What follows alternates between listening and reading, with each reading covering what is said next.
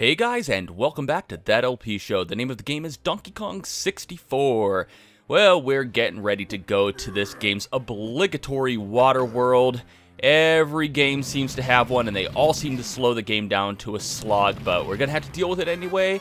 I'm gonna try to not let it be a Let's Play killer like the Nino Ruins almost was for Clement and his Mega Man Legends 2 Let's Play. I'm gonna try for that not to happen. In fact, it probably won't. I'm gonna slog through this anyway.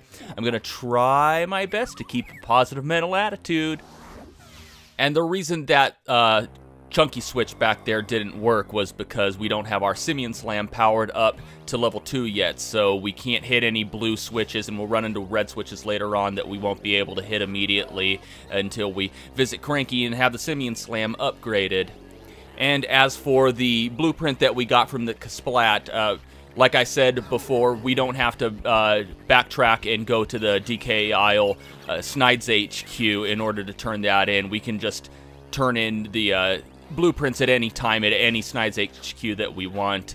And I'm not 100% sure, but I don't think we actually run into red clap traps in gameplay. I think they're exclusive to this cutscene.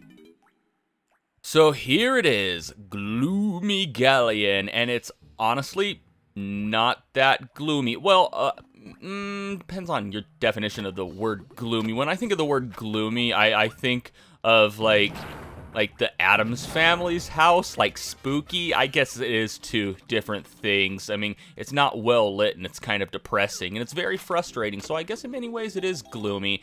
Anyway, just grabbing those 3 coins right there and opening up that gate as long as we're passing through with Chunky. Not much we can do right now with it. This stage actually has a mechanic that involves raising and lowering the water level in order to solve certain puzzles and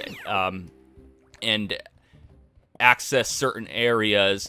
Now, I'm going to try my best to make it to where we only have to raise the water level once, but no promises. There is a chance I'm going to get turned around in this place and have to raise and lower the water level, but I'm going to try my best.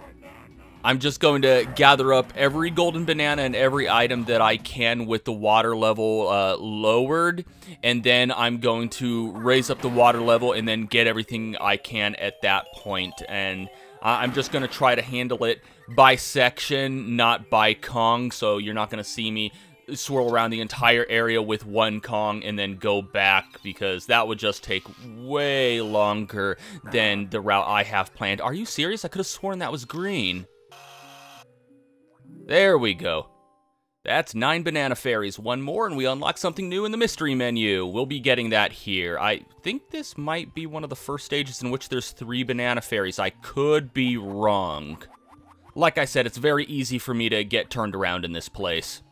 Okay, we have some kabooms here. We can either take them out or go around them. There's enough space to where you can run around them if you... Oh, and I probably should have done that because, yeah.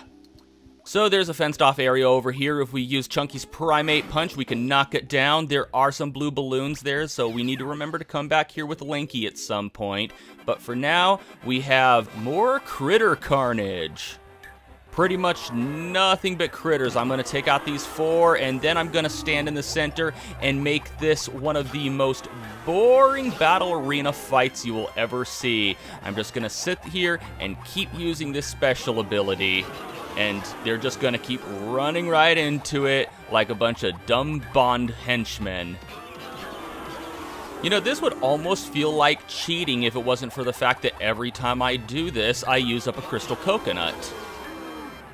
In fact, I'm honestly debating, because these are pretty much going to be a similar ordeal throughout the rest of the game. I'm honestly debating about whether or not I should simply edit these out. You know, because the toughest enemy that we're going to run into in these places are the Splats, at least in my opinion, and I already showed you a strategy for dealing with them. You just want to make them the priority and keep them knocked down on their butts. Whoa, run away. I don't want to come on. Why don't you go away? Ha! I just realized that. They say uh-oh before they explode. Kind of reminds me of the exploding lemmings. Yeah, if any of you have ever played Lemmings, you have these You have a variation which like count down and then explode, and right before, oh god, all right, right before they explode, they go, oh no, and then they just pop like little zits. It's honestly, I feel kind of bad for getting joy out of it. I guess I just got a sick, twisted mind. It's all the video games' faults. We should ban them all. They're ruining our children. Won't somebody please think of the children? Yeah, don't worry, kids. Not every parent on the planet, not every adult on the planet is like that. You know, I got your back. I know that video games are inherently harmless, though I will agree that, I will agree that a violent video game should not be put in the hands of a small child, because video games are art, and art is meant to elicit a reaction from whoever is observing it or interacting with it. And though the game itself is not the direct cause of any kind of violent behavior, a child is impressionable, and, you know, if left unchecked, if a parent doesn't take the initiative and teach their child the difference between fantasy and reality, then they could very well grow up to be a sick individual who thinks that that kind of behavior is okay. But the video game itself is not the problem. It's when lazy-ass parents who are ignorant about video games goes out and buys Grand Theft Auto for their 5-year-old. And don't take this to think that I have a personal beef with Grand Theft Auto. I frankly, you know, love the game. I haven't played any game in the series since Vice City, but that's just more of a, you know, not enough personal time thing to sit down and play that kind of game. Not to mention that I think it's a good game for me, but, you know, I have kids, and my kids are always running around, and I can't just barricade myself in a bedroom. I have parenting to do. I don't want them walking in and sitting there by my side watching me play those games. It's one of the reasons that I haven't got around to playing God of War Ascension, even though at this point I heard that it kind of sucks, so I don't know. I might get around to form my own personal opinion of that, but, you know, after what I've heard, I figure, okay, there's better games that are more worth my time. I'll get to Ascension when I get to it. But I have been rambling on long enough about, you know, anything and everything unrelated to Donkey Kong 64. Let's go into Cranky's lab and see what he has as a reward for our 15 banana medals, which he thinks I fabricated on my own. Okay, I am totally a goldsmith. We'll go with that. But anyway, as a reward for collecting 15 banana medals, Cranky Kong is going to let us play a little computer game to win a Rareware Coin. We gotta get 5,000 points in order to do this, and this, like with the Nintendo coin, is absolutely mandatory. You need it to beat the game, so hope your old school gaming skills are in tune, because we are playing Jetpack, a very old game from before Rare was even called Rare. This is back when they were called Ultimate Play the Game. The object of the game is fairly simple. We want to assemble the rocket ship like you saw me do there, and then we want to fuel it up, and then once we have it all filled with fuel and it's all purple, we can hop aboard and rocket on to the next stage. But the easiest way to get 5,000 points here is to simply stay on stage 1. So after we fuel it up, we're just going to collect all of these treasures raining from the sky, and we're going to also shoot enemies. So fairly easy to do. You just press the A button in order to use the jetpack, and hold down the B button in order to fire. Pretty much handles just like Diddy Kong's jetpack. Oh, and if you are playing this on an original Nintendo 64, go ahead and use the D-pad on the N64 controller. Yeah, you know that D-pad that's there on the N64 controller, the thing that no one ever uses? Here's a little trivia for you. What does the D-pad do in The Legend of Zelda: Ocarina of Time? Bet none of you know without Googling it. But yeah, that'll make it a little easier to control. You can do that, by the way, with the Donkey Kong arcade game as well, if you want to. But here we are on to stage 2. Just wanted to show what that's like. But I got the 5,000 points, and I got the Rareware Coin, so I'm just going to go ahead and kill myself at this point, because I'm not sure if exiting out of the game actually saves your progress and gives you the coin. So, and I don't feel like trying that right now, so I'm just going to kill myself off, and Rareware Coin collected. So there we go, a nice fun game that I'm actually surprised wasn't a reason for Nintendo to not be able to put this game on the Virtual Console, but apparently they own all rights to this game 100%. They even are allowed to keep Jetpack in there, even though it's still technically owned by Rare. In fact, you can play it in the Rare Replay collection for Xbox One. The original version, which I believe is the one that we just played there. Sorry, I kind of choked on my own saliva there. The one that we just played there was the ZX Spectrum version, I think. I'll be honest, you're probably better off asking someone from the UK in around about their 30s or 40s. They'll probably be able to give you a more accurate answer about that. But you can also play an updated version of Rare Replay. I don't own an Xbox One, so I don't have that, but it would be nice to have. I just don't want to go out and buy an Xbox One just for that one $30 collection. But speaking of Rare Replay, it also has like Jet Force Gemini, Blast Corp, Perfect Dark, Conker's Bad Fur Day, Banjo-Kazooie, and Banjo 2, even though they're the XBLA versions, they were still originally on Nintendo 64. So that means, since the release of Rare Replay, as of the time of at least this recording, the Xbox One now has more Nintendo 64 games than the Wii U Virtual Console. Just let that sink in. Okay, camera's real lovely right here. Oh, get in there, Lanky. Thank you. Yeah, that's just a little bitty taste of why this stage frustrates me. It's the camera, it's the lighting, it's the controls, just everything's wrong with it. And, oh my god, Enguarde. Okay, so Lanky Kong can go into Enguarde crates and he can transform into our swordfish friend here, which I love so much in the Donkey Kong Country games, but here, he's just so unwieldy. I mean, honestly, he controls fine. It's just, he's so fast, the camera can't keep up with him. So there's times where you simply don't know where you're going. But he's pretty much just like an underwater version of Rambi the Rhino. You can, you hold down the A button to swim, you can press the B button to charge, and he has a supercharge that you can activate by holding down Z and then pressing the B button. And you can transform back into Lanky by holding down Z and pressing C left.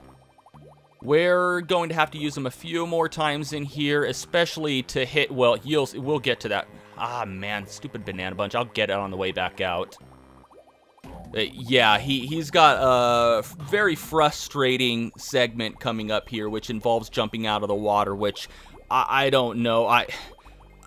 I'm kind of on the fence about figuring out whether or not it's just because the controls and the camera suck with Enguarde, or maybe I just suck. I don't know. I'll get to that part in a little bit here, and you guys can be the judge of that. But anyway, now that we've actually activated Enguarde, if we go under the mystery menu, under the mini game portion that we unlocked for getting 6 banana fairies, we'll actually have like an Enguarde mini game, same as we do with Rambi the Rhino. Also, we can go back there and play Jetpack at any time we want, now that we've actually played it with Cranky. So if you want to, go into the mystery menu, and you now have 4 different types of mini games that you can play anytime you want. Okay, so now we are in Enguarde again, and for right now, I'm just going to circle around the bed, the ocean bed or seabed or whatever you call it, the ground here at the bottom, and I'm just going to smash apart these crates because there are collectibles for the other Kongs, so we'll get to those when we switch to them. Come on, go around, thank you. Oh god, he's so unwieldy, and I don't want to be that guy. I don't want to blame the game, because I just don't know. I mean, am I the only one who thinks that Enguarde controls like crap, or do I just suck? It's hard to tell. Anyway, you see that DK star up there? We need to jump out of the water and hit that with Enguarde 3 times. And this can be a real pain because we need to line him up perfectly, and you can't even see it until you're getting so close to it. And see, I'm not even close enough, so I'm gonna swim back down, get a little bit closer to the ship here, and try again. You just want to go straight up. You have to be in just the perfect spot. There we go. That's 1. We have to do it 2 more times. So let's swim back down. You see where I'm getting here? Like, I mean, come on, turn around, camera. There we go. And look, the camera doesn't zoom all the way under Enguarde, so you have no way to tell if you're lined up properly. You just gotta wing it. All right, looks like I got lucky that first time. Can I do it 3 times in a row?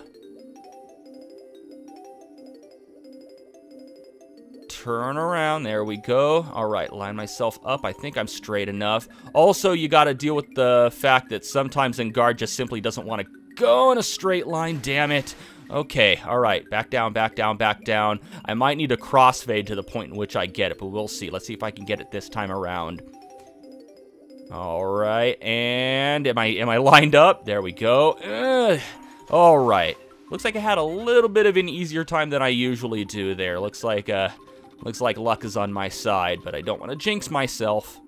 And so that was pretty much all we were doing that for, to open up that, to lift up those cage bars there so we can access that other area, which we actually won't be going to for quite a while.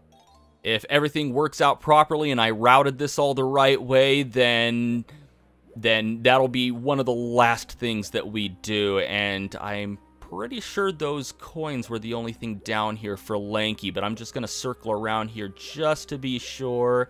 Just past Tiny's coins and bananas for Chunky. All right, yeah, I think that's it. Let's check in this log real quick. Come on, camera, work with me. All right, nothing in there. Okay, so now we have some business to tend to up here on the surface. There's some music pads. If I find the right alcove to go in, it might be this one over here. Actually, you know what? Yeah, I'm going to turn around real quick. There are some warp pads up on some planks of wood. I just want to go ahead and activate those real quick, just, you know, so I have easy access from other areas, because in a little bit we're going to be doing some back and forth type stuff in between the 2 sides of Gloomy Galleon, and some of it will involve a timer, and I don't want to waste time that I don't have to waste. Okay, that's all the warp pads over here. Now, which one of these areas holds those music pads that I was looking for? See, I always get turned around. I'm not even 100% sure it's this one, but it is. That's how you know, is you had that big cactus-shaped thing there. Anyway, we just passed Funky Kong right there. He has nothing new for us. In fact, I don't even think Cranky Kong is any... Oh, yeah, you know what Cranky Kong is in this place? I'm such an idiot. We just played Jetpack there. But the only person who has anything new for us as far as power-ups is Candy Kong, and she's in one of these alcoves, but we'll get to her. Her power-up actually isn't all that great. It helps us a little bit, but, you know... It's not something that's required to progress through the rest of the stage, or the rest of the game for that matter. It just makes life a little bit easier. Okay, and with that, we now have 60 seconds to get to that sunken ship at the center of this area. It's not that far away, so it shouldn't be too much of a problem. As we approach it from this angle, there are numbered doors on each side. To the left is the number 4 and number 5 doors, and to the right are the number 2 and number 3 doors, and the number 1 door is directly on top of it. So with that knowledge, it should make it a little easier to save time getting to each one of them.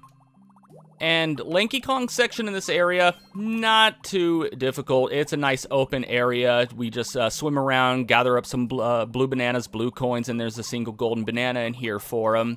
The biggest threat is the Puffed Up over by the bed. The Puffed Ups, if you remember their debut in Diddy Kong's Quest, are blowfish-type enemies. They move slow, so they're easy enough to avoid. However, they do explode, which sends their thorns flying off in different directions. And they're harder to avoid in DK64 than in Diddy's Conquest because they can explode from off-screen, so you don't know which direction the thorns are coming from. And I think that about does it for Lanky Kong in this area for right now. So I'm going to hit up the tag barrel up on top of the ship here and switch over to maybe, I think, Donkey Kong. But that's going to have to wait until next time. And until next time, which is going to be a while, since I can't hit the tag barrel, thank you for watching That LP Show, and have a one that is good.